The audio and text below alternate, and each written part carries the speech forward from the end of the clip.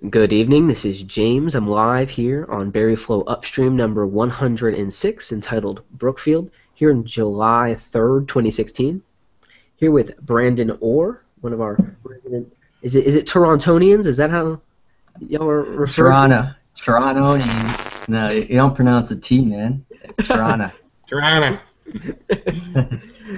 We're also here with Blaze, editor-in-chief over at Crackberry. How are you both doing today? Doing good, man. I'm doing good. I'm doing swell. Alex won't be here with us. He's actually traveling. I think he's headed to Boston. He talked about this with us last week. I forgot exactly what he was doing, but I'll try to get in touch with him, see if we can he'll say hi or something. But we'll start I think out. this is only like the second show that Alex has missed, isn't it? Yeah, if that. He might have missed like 1.5 shows. Good for him though. He's getting out of the house, you know. He's meeting people and stuff, socializing. Yeah, I think it probably is like a networking event that he's going to or something like that to expand his Alexness everywhere. But I'm gonna get rolling on our list here, guys. We have just a couple things to talk about, right? Another week in BlackBerry. I don't really want to kind of flow with the normal topic list that we have. I just kind of want to like talk to these guys. So, Blaze, what did you think about this YouTube video, the one from the AGM that they put out after the fact? Like, it was just such a different type of marketing style from what we've seen. Were you impressed by it? Do you think it was the right message to deliver at an AGM? Tell us a little bit about that video. Honestly, I think it was probably one of the best videos that BlackBerry has ever produced. It sort of, as they noted during the call, it was kind of like a little history lesson behind BlackBerry and, basically where they've been and essentially where they're going. I absolutely believe that they should probably have it like cut down and put on TV in some sort of way, but yeah, the chances of that happening are probably pretty slim at this point. Because I don't necessarily think that it was put together as like a marketing video. It was more like a, they even said in the YouTube comments that it was like a corporate video shared at a corporate event. So I don't expect we'll see it on TV, but it's kind of unfortunate that that's the case because it really was one of the most impressive videos that BlackBerry has put out in terms of any sort of marketing material at all that they have, from the past. Yeah, I was quite pleased with it. I thought it was one of the best material videos that they had produced, actually. And echoing what Blaze said, I can see that kind of being played at a movie theater, in one of those opening commercials or something for a company. But the most impactful part I found was when they zoom in from the map and you see the different locales, like New York during September 11th, Haiti after the earthquake, and then UCLA, and they show that stuff. I think if they were gonna put it on TV somehow, maybe just cut it off after those really impactful things, and then just go directly to the end part where it says we're honored to continue working together to secure everybody and stuff like that. Because after that point, I was kind of like, okay, yeah, these are all the different things that they're in and stuff, but it wasn't as impactful. I think the beginning part of that video was really emotional, and I started getting like goosebumps and stuff. I'm like, you know what? Like, I kind of forgot about this, but I remember during those events that, on me personally, they had a really big impact on me, especially September 11th. I think everybody who's my age or older, or maybe even younger than me, can remember where they were that day and how big of a deal it was, and just to see how much BlackBerry really did to keep people sane during those times and give people a lifeline in such a difficult situation. I think it's one of those things where it's a good throwback to those times. It's saying, hey, we've always been secure since back then, and today we're just changing how we do things now, but we're still not out of the race. I definitely think they need to do some kind of like education to the customer, especially to those who just think BlackBerry's dead, right? How many times a day or a week do we hear someone saying, oh, BlackBerry? I thought BlackBerry was, already out of the picture. I want to read a little bit of the description here on this connected, protected video that we're talking about, which you can find on BlackBerry's YouTube. It was posted on the 30th, but it's just like one of these things. It's like, are you telling this as part of like the messaging, or are you really this out of touch with how to sell yourself? So The description goes, BlackBerry has a proud history of connecting people through secure mobile communications at work and at play. But the true measure of our technology, and the thing we're most passionate about, is the reassuring response it provides under extraordinary circumstances. One of our UX designers made this video to honor and illustrate that legacy. It was just shown at a company meeting, and employees loved it so much that they asked if we could share it with everyone. And then it goes on to like more of the messaging. I just found it interesting that like the employees themselves had to get BlackBerry to put this out there, right? I just wish they kind of shared their best material all the time, you know, instead of dumbing it down for the consumer. Yeah, I mean it's like you see something like that, which you can tell is created by someone who has an intense care for the product and actually, gives a damn about the product. And then you look at the advertisement and marketing that they had for the Priv, and it's kind of like, like that just didn't Why have that wasn't same this type of UX finesse. designer building Priv commercials? You know what I mean? And It's almost, this guy probably did it for way cheaper too, and the quality, to me at least, me personally, seems to be leaps and bounds better than what we saw for the Priv marketing. it's awkward because at the end of the day, it's like BlackBerry has these pockets of assets, but doesn't necessarily know in all ways how they can interconnect them to deliver and execute on a better vision for themselves. Regardless, I think it's kind of positive to see, especially like at the very end of that video, where it's flashing all the badges of the recent acquisitions made under John Chen's era at BlackBerry, and it just re-enhances a focus on we are more than hardware, right? Like where we are a software company now, and here's how we're going to take that forward. So it's a really interesting video. Go check it out on BlackBerry's YouTube. It's a good comeback from that really creepy connected protected video with like the really enthralling piano music and like yeah, definitely a different change of pace. Although I saw some of that assets, some of those assets from that video that we saw on their Instagram and that they put on YouTube eventually. I saw that in some of the billboard marketing that they did in New York. So it's kind of interesting that they're actually using that campaign in a broader way. Again, well, to say BlackBerry doesn't market is maybe not as true as it used to be, but they're out there doing what they can. I think it's kind of one of those things where I think when you work in a corporation like BlackBerry and you constantly get this feedback that like, okay, we're the most secure, they start to think that everybody else automatically assumes that they're the most secure platform and everything. But sometimes it's easy for people outside of that kind of framework to forget that they do all these different things, right? And so that's why, like, I can imagine, and I can understand why when they get big opportunities to market things like the Super Bowl and whatever, they don't really focus on their bread and butter because they just assume everybody knows about that. So they want to, focus on different aspects of it. But in my point of view, I think it's if they want to market, for instance, upcoming devices and things like that, I think they have to go back to their core and really push those values that everybody really goes to a BlackBerry for.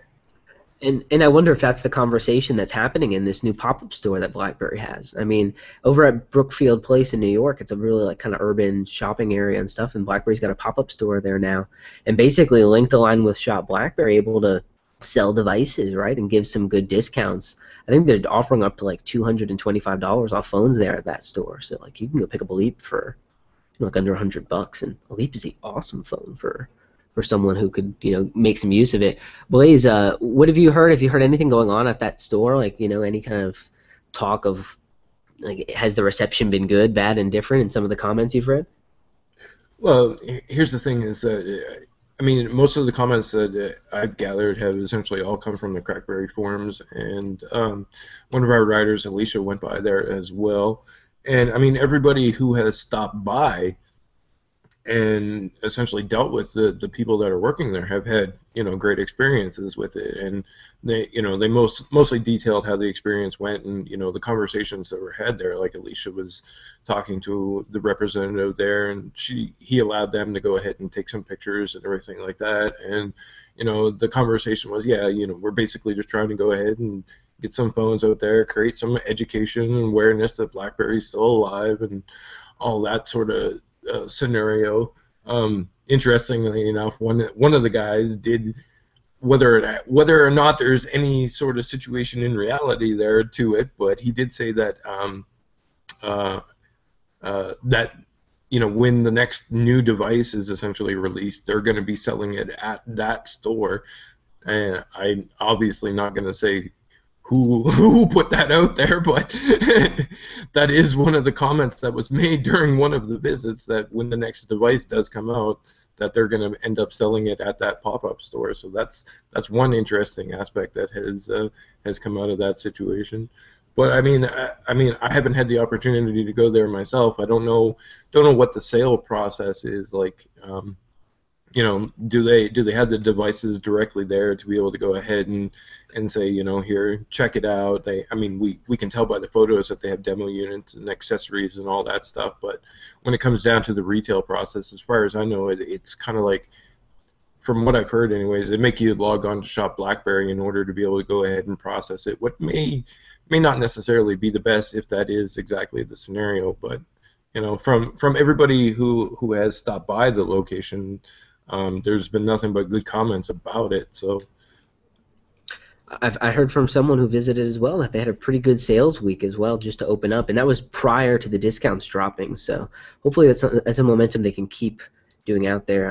I'm interested to see, like, kind of why a pop-up store, why now, and I find it very interesting when you kind of take a deeper look at Brookfield itself and kind of going into the whole locality and its relationship with BlackBerry. But I'm glad that there's an extension out there who's at least going to educate some people walking by, right? I'd love to see some of these pop up in airports and things like that, and other transit areas where the type of people BlackBerry wants to go after, are. But they've had one of those strategies before in the past, and they've closed down those stores, and then going back down that route that didn't work for you before. I don't know if that's something BlackBerry would do.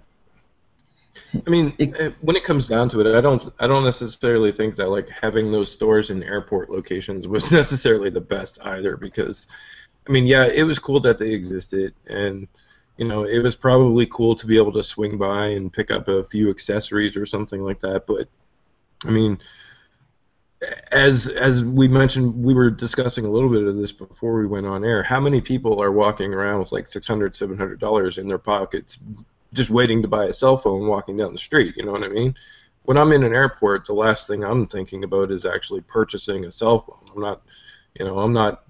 I'm just trying to get to my next spot where I have to catch my airplane or grab some food in the middle of a layover. I'm not contemplating purchasing $700, $800 smartphone while I'm traveling. Let alone a BlackBerry.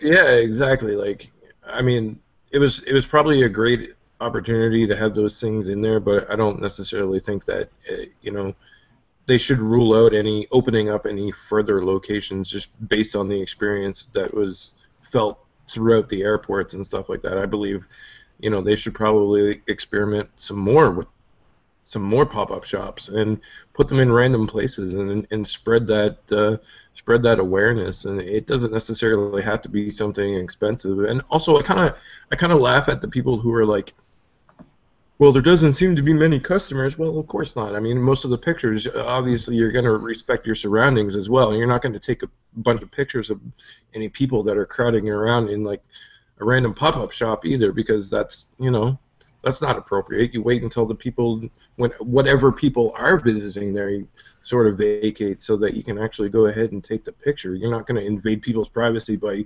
going ahead and taking pictures while they're discussing something with the sales representative. So I find that kind of amusing.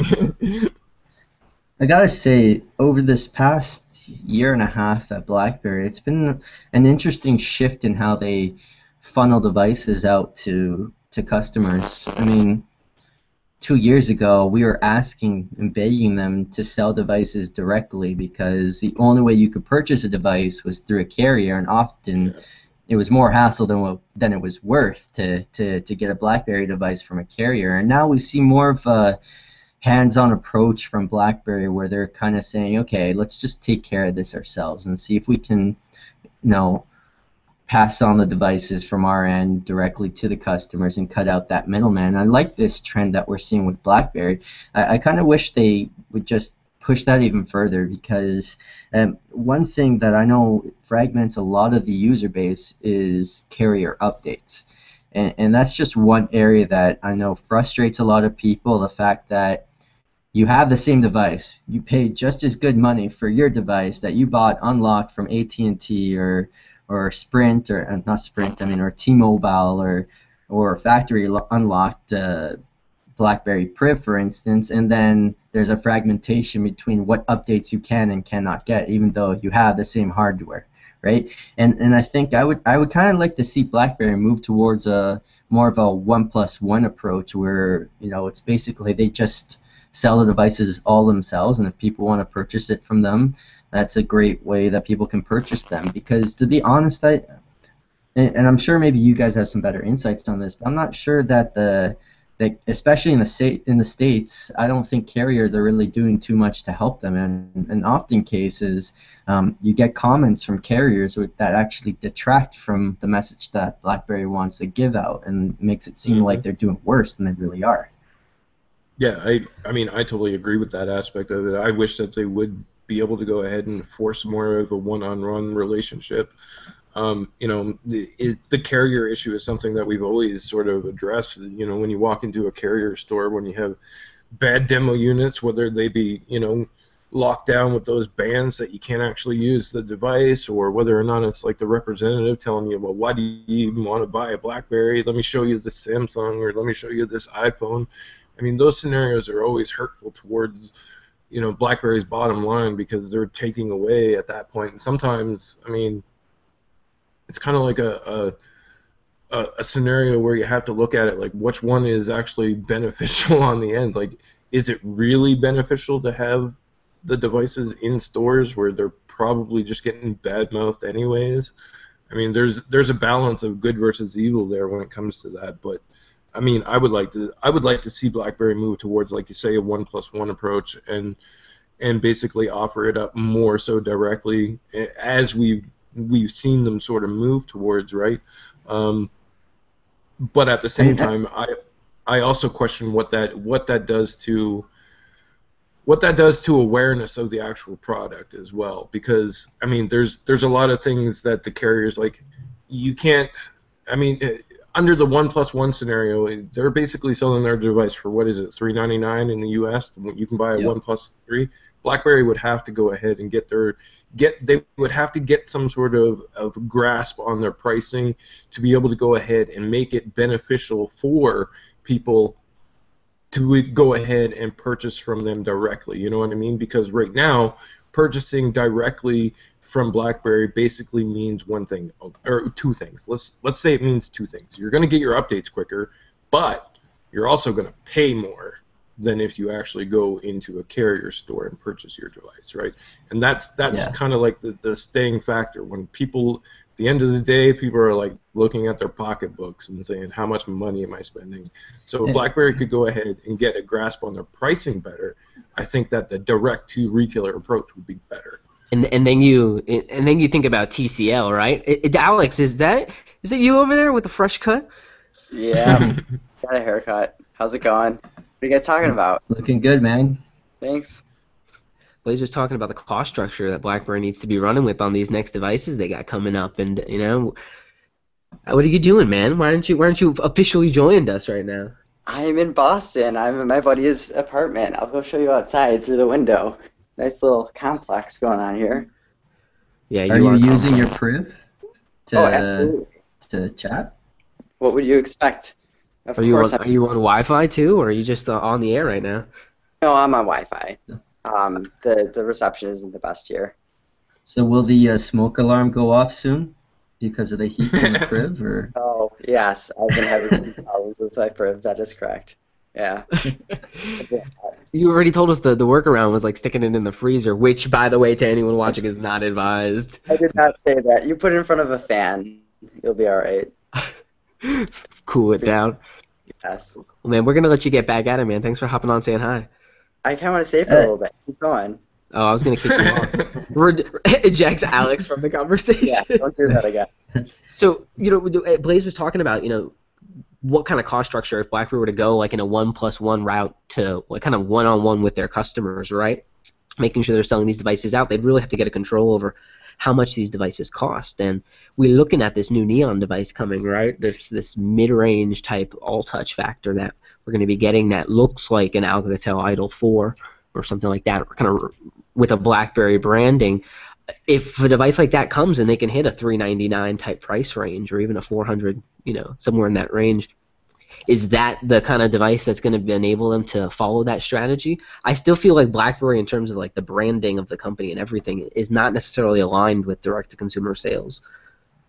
Yeah, but they have to start somewhere. I personally don't think they should be venturing down the all-touch route right now. I think they should be focusing on what their key, like what they're known for is the keyboard. Every review I've seen from Android people, even big names and stuff, everything they mark first is how much they're excited to use a keyboard again on Android. And when it comes to touch keyboard and as a touch phone, like it's really not going to garner much interest. And I'm not sure BlackBerry as a name, even if they drop the price, I'm not sure people are going to opt for a BlackBerry over a OnePlus or even other devices. I don't see the value add from that perspective, and I don't think that the add-ons that they have, however good they are on Android, will necessarily provide that value add either. And that's why I'm out. If I was in BlackBerry's position, I would personally put the Mercury first, garner some goodwill, and have some people be excited about the keyboard and stuff like that, and hopefully that'll generate enough of a good name and goodwill that people will be willing to look at some of these touch devices afterwards. Mm-hmm. But yeah, I personally don't see an all-touch device having the wind blow in their favor, so to speak. I agree with that, with one exception, and that's basically because of the fact that there are a lot of current BlackBerry users out there that have been longing for a brand new all-touch device. Granted, it's probably a BlackBerry 10 all-touch that they really want, but at the end of the day, there's still a lot of current BlackBerry users out there that want a BlackBerry device with an all-touch because we haven't had one in a long period of time, right? So whether or not that is enough to basically add some profitability to the hardware side, I don't know. But I'm just saying that, like, I agree with you in the order of everything, but there's still a lot of people out there that want an all-touch device. But again, that's pretty much on the BlackBerry 10 side, not necessarily on the Android side of things. Yeah, I mean, there are companies built fully around just building just a nice device. There's the OnePlus 1, OnePlus 2, OnePlus 3, and like they are building a cheap phone that has nice specs in the Android space. BlackBerry, all they can really offer is a security solution, which doesn't matter to the average consumer. That matters towards enterprise. So are people going to be paying a premium for security? Enterprise may, but the average consumer won't. And there's too many companies out there right now that offer the perfect solution lower end. There's really no place in the hardware market in all-touch for BlackBerry, in my honest opinion. They have to stick with the keyboards, or else they have no unique value proposition. And their brand, it's almost like we've talked about it. Their brand is almost a negative thing at this point. People hear BlackBerry, and it's not a good thing. So you can't say, they should try and get into this cheap all-touch market because they already have an existing brand. That's not even necessarily a good thing. That may keep people away from them. So I don't know. I agree with you to the extent that they shouldn't, But here's one of my factors, right? If indeed, and again, this is a big bit of speculation, so until BlackBerry really confirms anything, take this with a grain of skepticism. But if the BlackBerry devices, even this all-touch to come, this mid-range, is something like a rebranded Idol 4, or is that device through and through, it allows them to basically be able to go over and hit a price point and allow Alcatel to breach into the U.S. market in a better way, and under a different brand. So I wonder if that kind of partnership is something that could evolve into more in terms of having someone build devices. Because Blaze, you mentioned on last Upstream, there are other partners that they have and they've had throughout some of their device hardware cycles. So I wonder, is an Idol 4 or something like that, a decent mid-range all-touch factor, something that's going to appease the people that are BlackBerry 10 loyalists who want to jump forward, like, there's people who want an upgrade to their Z10 and Z30. Like, and in terms of that, in the enterprise space, you got to imagine that there's just a lot of people, because we always talk about how, business people are also consumers, right? A lot of them enjoy already an all-touch form factor. So if they're able to launch a BlackBerry that is another all-touch, it may be just what a lot of people have been asking for, especially if it performs as well as the hardware would imply. I think if they get the software to be at a point, their software and services, so like the hub on Android, if they can really get it working how it was working on BlackBerry 10, which we've talked about, I don't really think they can do that. But if they started getting these things working that well, then absolutely, like if you could rebrand a hardware by another company and just say BlackBerry and throw your services on there, your software, that can absolutely make sense. But I mean, I've been using the Priv, and some of their software is great. I just don't think it's a buying feature yet. They're not at that level, and a lot of people are sideloading anyway. Like the keyboard is great, but there are also a lot of other great keyboards. That, like I don't think someone should buy this phone for the virtual keyboard by BlackBerry, even though it is a great keyboard. So I don't think their services are there yet. And that's something that John Chan seemingly wants to start selling. Have it out there in Google Play and available, so people aren't just sideloading it. Which And if they can monetize that on other devices through licensing, I mean, that's something they can grow upon as well. That's a better play. Like, why would you not have some? If they really got the hub working that well, why not make some type of subscription, whether it was like $1 a year, and actually make money from the software and open it up to the 1.6 billion Android users? That makes so much more sense than trying to make a little bit of money on the hardware division. As Chen even said, hardware is not going to be the future. Smartphones really aren't the future. It's the software running on these devices and tablets and whatever. We don't even know exactly what they're going to be in the future, but it's the software that's the future, not the hardware. All this stuff about licensing and the hardware costs and the new agreements and all that stuff really, it makes me wonder. Not even necessarily wonder. It makes me believe that there's something further going on in terms of the relationship between TCL and Alcatel and BlackBerry, because when it comes down to it, I mean, we've all heard the rumors and seen the renders and everything like that. Like, it basically just, the neon looks like an Alcatel Idol 4 rebranded with a BlackBerry logo on it, whatever. I'm not very hype over that. It doesn't really excite me to a point where I'm like, oh my god, I have to have this. I mean, it's interesting, but I think the really interesting thing is the further deeper relationship here. I don't think it comes down to something as cut and dry as BlackBerry has partnered with an ODM to be able to go ahead and rebrand some devices. I actually think that there's some further licensing going on there. And like James said, it's Alcatel's opportunity to go ahead and sort of break into the North American market in a larger way. I think, and the inverse of that, Blaze, too, right? Yeah. Because now BlackBerry can get their software into China as well. Like it works both ways.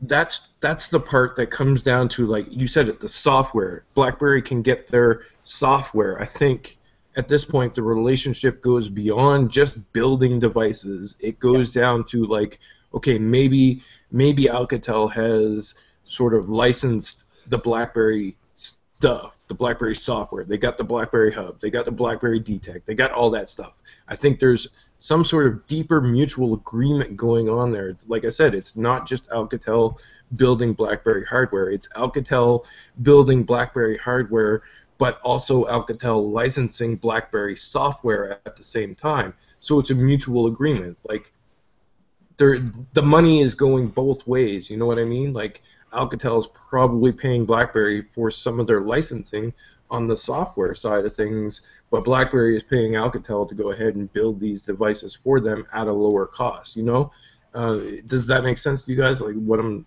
trying to get here? Because we've talked about it too, where like Samsung, for instance, and to think and expand. Sorry.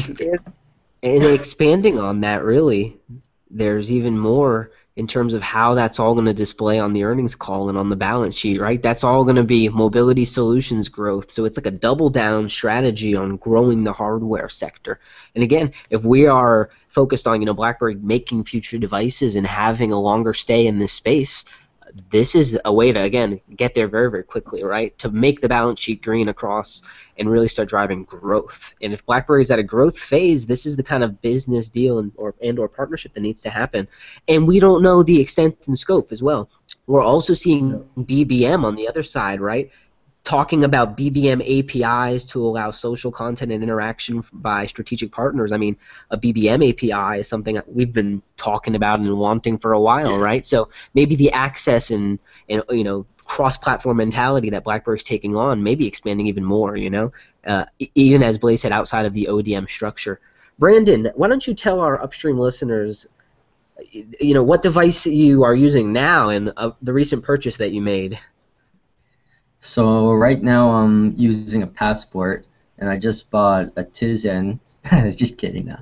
I bought You can a buy Priv, those? I bought a Priv last weekend, and I'm super excited. But it's an AT&T unlocked one, so we'll see how long the excitement lasts for. But yeah, I mean, me personally, I love BlackBerry 10. I wish I could stay on it, but the writing's kind of on the wall for me personally, and I just kind of I don't want to be constantly looking for alternatives to those apps I want to use.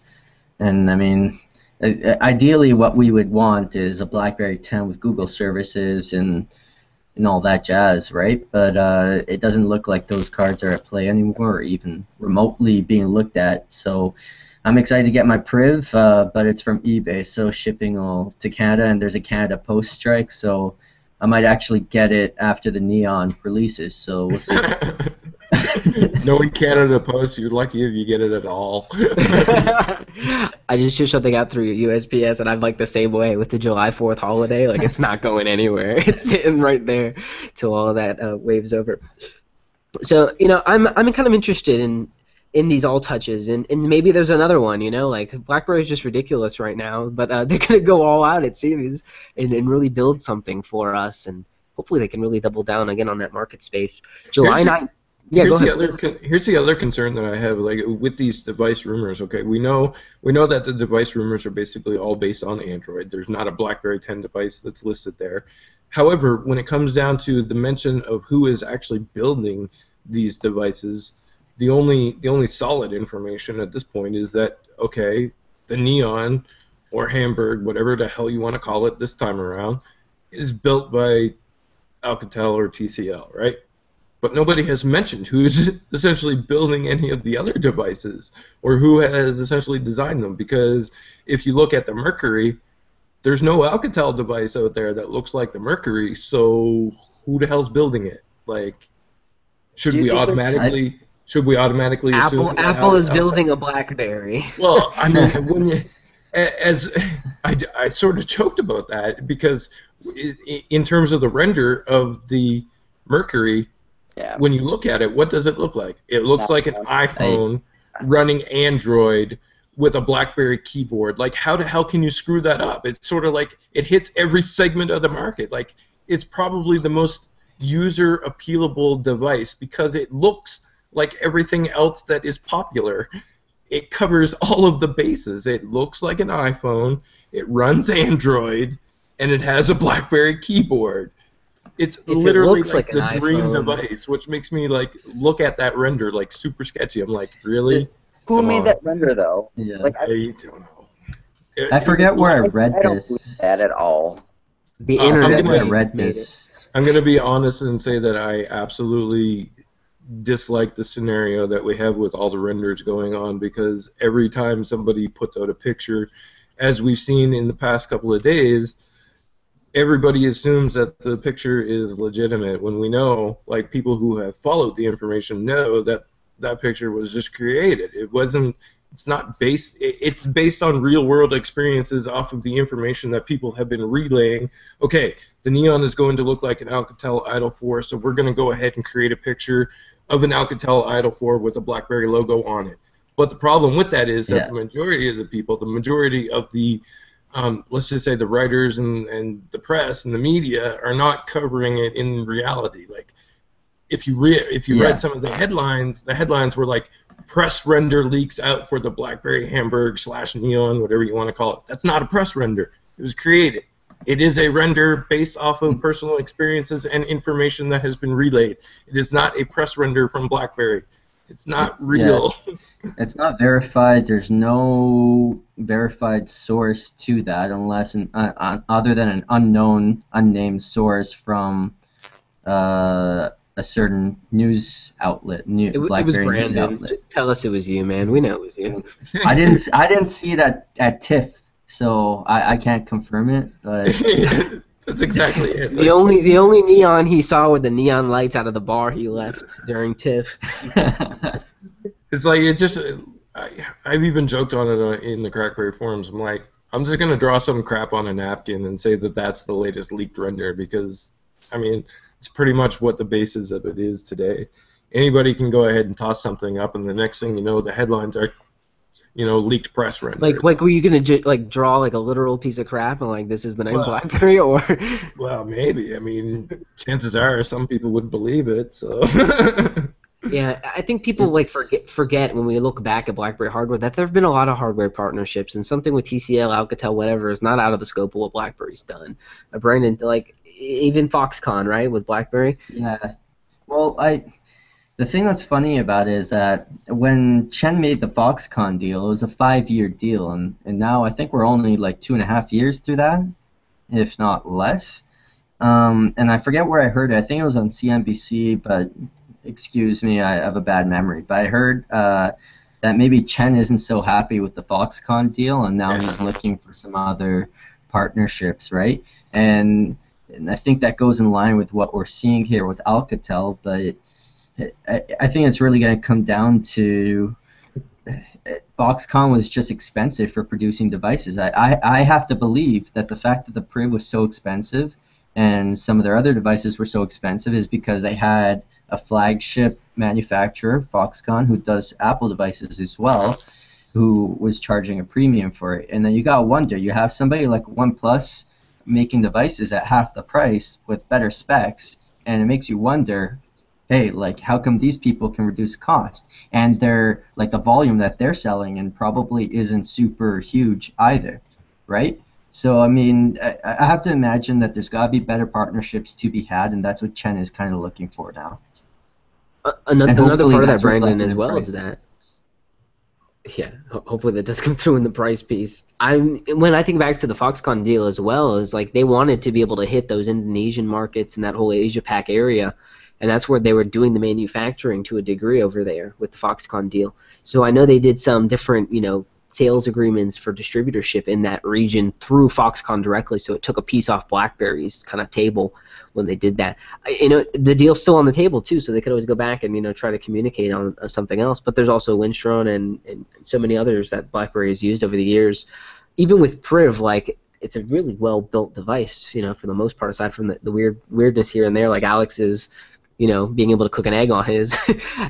Alex, right now, in terms of your chat, is it hot for you, like in the hand, or no? It's getting tiny bit warm. It's not bad at all right now, though.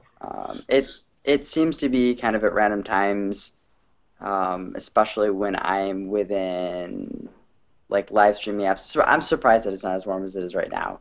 I'm not gonna say you guys already know like Go stuff knock that on wood, like. go pretty crazy.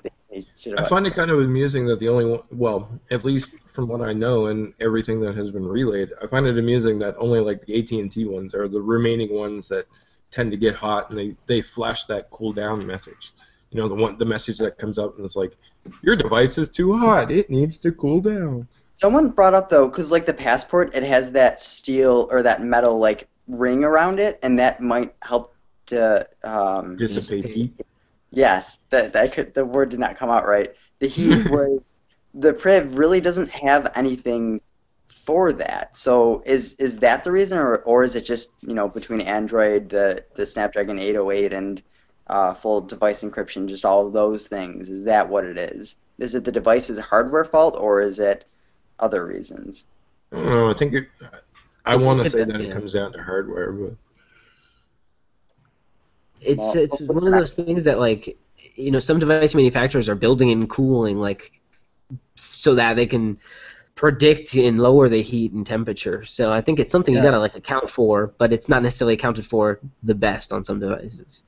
It also It's like, doesn't. When you say it's hardware, it also doesn't explain like, okay, some people used to experience it on their Priz, but with the Marshmallow update, it kind of stopped for them. So it seems to me it's probably like a combination of software and hardware to a certain degree because, again, if people had it previously updated to Marshmallow and no longer have that problem, or at least not to the extent that it was, then there's some sort of combination there. And with AT&T essentially being the only devices that have not received Marshmallow in any great capacity except for the beta form, But those are the only devices that we're seeing left. yeah, I mean, I'm on the beta, and I thought, like, when I updated to Marshmallow, I thought things got better, but then I gave it, a week or two, and then it started to happen again. I think it really depends a lot on the type of apps that you use, and it really does not like Google Play Music plus Google Maps both running at the same time. Like, it does not like that at all. It uses up a ton of RAM, and it starts cooking the phone up. So it's very specific apps that have these problems, it seems. you got to think about it from this perspective. You have PlayStations and Xboxes and every other type of computer that has huge fans to ensure that the heat can be dissipated and it doesn't get too hot. But then you look at mobile devices, and they don't really have, as far Yeah. as I know, they don't really have huge honking fans to cool the devices, right? They're basically being enclosed in small spaces in your pocket, which is naturally warm, in your palm of your hand, which is warm, and stuff like that. And basically, the only real cooling they get is from the ambient temperature and cool It's air that's around the Samsung's device, and some right? of the later Windows 10 phones, they all had like liquid cooling designed inside, like, so that it would control the heat. And I think that on a BlackBerry would just be like a godsend. And really, Yeah. like that on a BB10 device would even be like amazing. Like the fluidity would be out of this world. But Everything's running cool. you're comparing it to like laptops and other phones aren't having this much of a problem. And there are some phones that are having this problem, but the point is you compare it to other phones on the market. Like our iPhone's getting really warm, our other flagship Android's getting warm, and all phones get warm, but not as much. Like I have friends who have other Android devices, and they've never in their life seen that message pop up. So the fact that I've seen it twice in a day, like that's obviously something going on with the phone. It's not because it doesn't have a fan or something. There are It's other weird. problems. It's weird for you as well because it's just like when you're running some random apps. Like for me, it happened when I was outside in the heat, which I kind of understood. But at the same point, it was also like, really, it's not that hot. But I'm in Arizona now, and I've yet to see it. So that just tells you like the disparity in the overall like climate of these devices, right, and how they're handling and adapting. It's funny because when you look at BlackBerry, right, they're updating on all fronts. Like we're seeing this pop-up store strategy, but we're also seeing like a pretty major update to BES 12. Did you guys happen to see that? I mean, I could go through the list, but I would literally probably take like 5 minutes just reading out all the crap that's in it. It's a really interesting update because it basically covers a lot more of the cross-platform functionality and brings in a lot of that good acquisition and kind of blends it all in. And this 12.5 update's pretty robust, and I think a lot of people are going to like it. Really like iOS, Android, Samsung Knox, Windows 10, IBM, Notes Traveler. They've got a lot of different things here and there. And the ability to like totally customize now your BES 12 service control panel is pretty awesome too. So really some cool stuff going on there as well. I believe Blaze, you posted about some BlackBerry Work Life Solutions stuff. Is that a webinar or yeah, what's that it's about? basically an upcoming webinar that they have that covers a lot of the work-life solutions and how to implement them, and it covers like basically the BYOD portion of it. So like when you have employees, like say for example, if I had James and Brandon on my employee list and I was paying them to, use their personal devices as company devices, how to essentially go ahead and deal with the billing of that. The work life solution helps employers break it down so that they're not just like generically paying, the full on cost for employee devices. So it's not like I would be saying, James, Brandon, I'm going to go ahead and pay your full monthly bill. Like with Work Life Solution, you can break it down so that you only have to take care of the business side of what Brandon and James would be using on their devices, and it basically covers that situation, because there's a lot of liability that comes with that, when it comes down to like taxes and everything like that in terms of the billing. So the webinar takes place on July 7th, and it lasts about an hour long, and it covers how the reimbursement portion of work life works out, and how you can basically analyze the data that is coming from there. As Brandon has noted many times, like, it's good to have data, but you need to essentially have a way to be able to go ahead and break down and make sense of that data, and that's what the webinar covers. It covers a lot of that on the work-life solution side. So if that is your thing in terms of the enterprise solution, then it's definitely a webinar that you're going to want to check out, because like I said, there's a lot of liability coming up with the BYOD factor that comes into play. So I heard something that I thought was pretty interesting, and it ties into this whole BES 12 thing. What I heard was that BlackBerry was working on basically going out and using radar for government asset tracking, and using the BES 12 console that's already deployed in a lot of these these regulated industries to then manage basically your entire cloud infrastructure on your radar. So basically taking that BlackBerry IoT initiative and then plugging it into BES 12, so you've got even more management controls not over the cell phones that people may be transferring assets with, but also the assets in transit themselves. Working to really go hard on that niche for the radar system.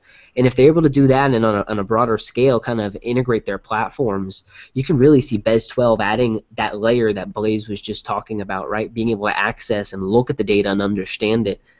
Tying something like that into the management console with BES 12 in the future was something that could be really good for them.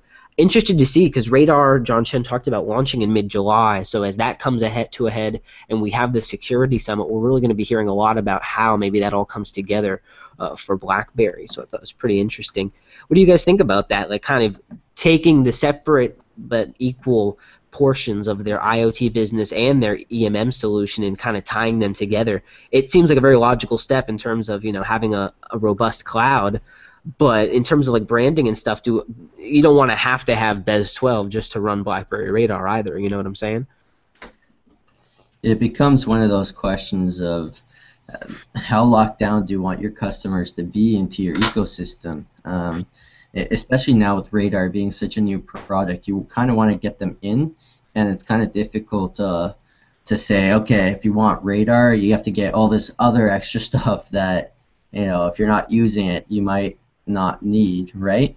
And I think the key when you have a new product is to ensure that, they don't need all that extra stuff to use it, but, put it in such a light that maybe through using the product that they want to purchase off of you, they might see the value in using BES 12 to manage it all and all that other stuff, right? So I think it's really going to come down to whether they compartmentalize how people purchase Radar in relation to the total package. And I think Radar personally, as somebody who has experience in logistics and commercial vehicle goods movement and stuff like that, I think it is something that is needed in the marketplace, because right now the current solutions they're not as reliable.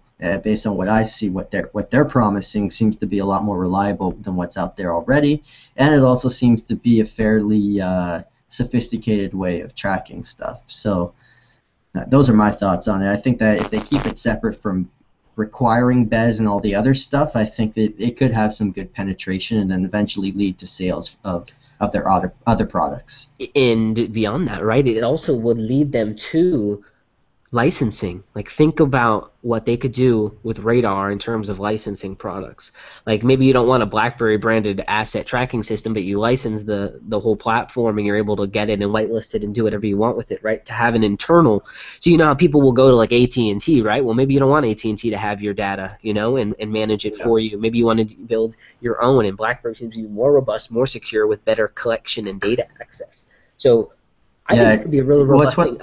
Imagine like this, Brandon. Like, you think of the service access fees on BlackBerry OS devices. Now think of radar, and like a service access fee to access the BlackBerry IoT network for radar. And it's like you're now building hardware that could build a software additive. Really, some interesting stuff. I hope they can expand on it, and we hear more in details about what's up with radar and what's coming about. Yeah, it'll be interesting to see how they structure how they're gonna charge for radar. Is it going to be on a per device basis and then a subscription like that, or is it going to be kind of just on a size of the company that they're going to give? I know it's fairly customized when they do BES pricing and things of that nature, right? But it'll still be interesting to figure out how they do that. Another thing I just thought of right now is that maybe in the future they could expand asset tracking to also be more, like you said, on a smaller scale. If a company wants to track their vehicles and stuff like that, just so that they can keep tabs on, where their little sedans are going all over the place and stuff like that. Yeah, maybe like the software could be, maybe the software could kind of be molded to fit that kind of market. That's a good point, because I mean, right now, as we know it with radar, it's sort of like scheduled to work with like larger organizations, but there's absolutely no reason as to why it couldn't be scaled down to, smaller organizations as well. Yeah, there's a lot of things that need to be tracked. Yeah. I gotta implant one of those on Alex's arm so we can find out where he's going. Where are you in Boston, Alex? Like, what are you doing? You're at a networking event or something? Where were we in Boston? Waltham, Boston. My buddy was doing. Waltham, Massachusetts. Waltham, Massachusetts. Tell your buddy I used to live in Nashua, just across the border in New Hampshire. Okay, yeah, he's familiar with it. But yeah, just checking it out. I haven't been to Boston. I live in Buffalo, and it's quite a bit different here. There's a lot of people, so my Tinder game has been on fleek. I can't believe it. But I hope none of them see this. Oh my god.